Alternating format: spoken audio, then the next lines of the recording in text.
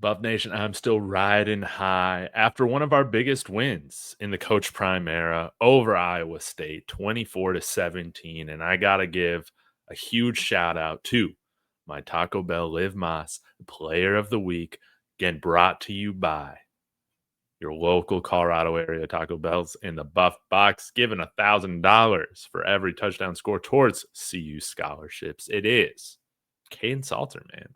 Kaidon Salter. You come here, you got the national spotlight on you. There is pressure taking the mantle from Shador Sanders, right? I have criticized him so much over the last few weeks. A lot of you guys on Twitter have as well, man. And we got a version of him that was the best ball he had played all season, man. And so hats off to him. We didn't hear about him getting at guys on Instagram, anything like that. Nah, man, he tuned out all the noise. He tuned out all the criticism and just played football, guys. This is what we're talking about. No turnovers from Kaidon Salter. He played within himself. He was phenomenal. Look at this grade. So you can see here from PFF. A 90.6 overall, a 92.6 passing, and he was our overall highest graded offensive player. Joseph Williams, who was great. Outside of that penalty, man, he might have been the highest graded had that not happened. And then Jordan Seaton down, Hayden right behind him. But Kaidon Salter with a 90.6, Joseph Williams with an 89.8. And yeah, man, like Kaidon Salter absolutely deserves his flowers. And take a look at this, man, from the game. A few things I want to highlight here. Of course, he was so good on the deep ball. You can see 3 of 5 for 138 yards and a touchdown. Of course, the 70-yarder after Colorado was trailing in the third quarter. That was awesome to see to Omari Miller. And then the 2 passes, Kaidon Salter hit the seam route very, very well to Joseph Williams. Of course, my play of the game, dude, with 3rd and 17, a little less than 2 minutes left in the game. What happens? Coach Prime, Pat Shurmur say, you know what? We're going to put our trust in Kaidon Salter. He's been playing within himself. He's been playing good football, sound football, not turning the ball over, not throwing interceptions, not fumbling the ball, anything like that, man. And they believed in him to make a 3rd and 17 shot. And he made his best throw of the game to Joseph Williams over there. Joseph Williams and Kaidon Salter, man, played phenomenal today.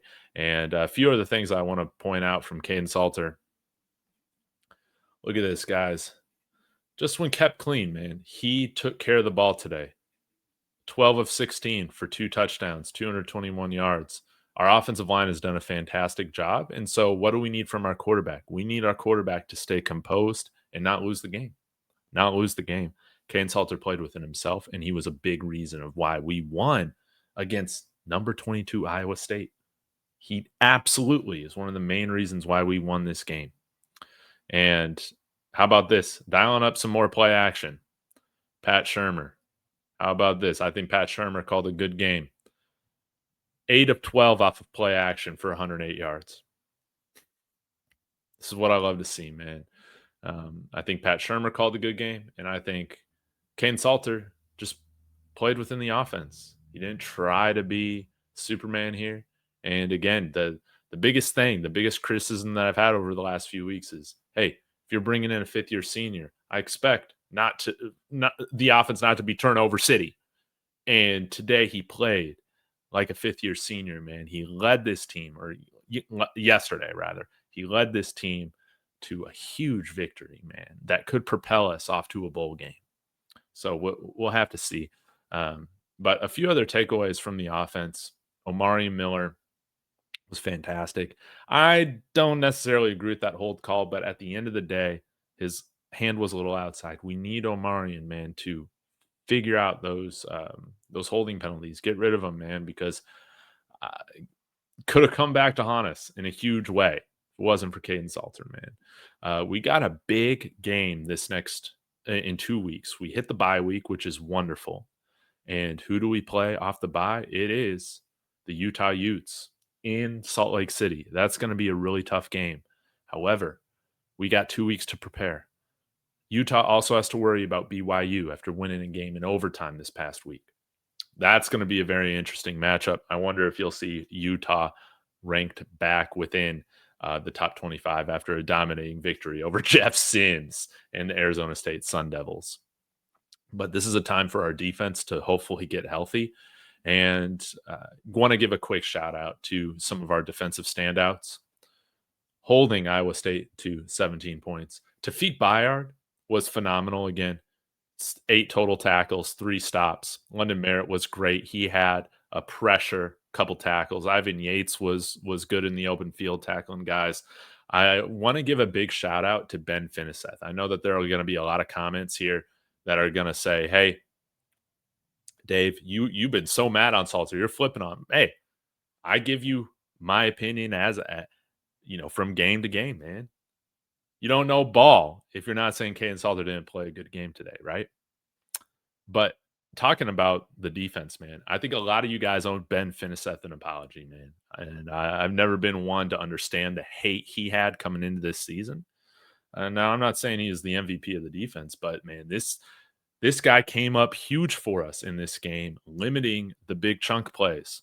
He had 5 tackles, and he saved a few plays that could have gone for touchdowns, man, because our open field tackling near the line of scrimmage was still not great in this game whatsoever. But it's great seeing guys, BDS, Alexander McPherson, London Merritt, those guys as freshmen, redshirt freshmen, have fantastic games for us, and we're going to need more of them coming into Utah here in a couple weeks. But hopefully we can get healthy and finally get some better play out of Jaheim Otis, man. He played 5 snaps. I didn't even notice.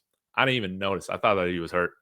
This guy might have been the guy, the highest paid guy out of our portal. If not, he's one of the highest, one of the 2 or 3 highest. We're getting nothing from him, man. We absolutely need Jaheim Otis to lock in during this bye week, man, and get it together. Because the only way we beat Utah is if our defensive line wins that battle against their offensive line. We're going to need to be healthy. We're going to need Amari McNeil to continue to play really, really well. We're going to need our freshmen, London Merritt and Alexander McPherson, honestly, to elevate their game in order to get this upset in Salt Lake City. But what is great about this game, we showed that, hey, if we just do the little things, minimize the amount of penalties that we have, right? Take care of the football. Don't turn it over. We will be in position to have opportunity to win every game in the Big 12. As long as we don't beat ourselves, we will be in every game with a chance to win. Absolutely. And we took care of business and proved to ourselves that we can do it. When a lot of the fans, including myself, didn't believe they could do it. No, this was the best game they've played all year. This was the best game that Coach Prime has coached all season. I think one of the best in his tenure here at CU. So let's see if we can ride this momentum to a winning streak in the Big 12. Get back to 500.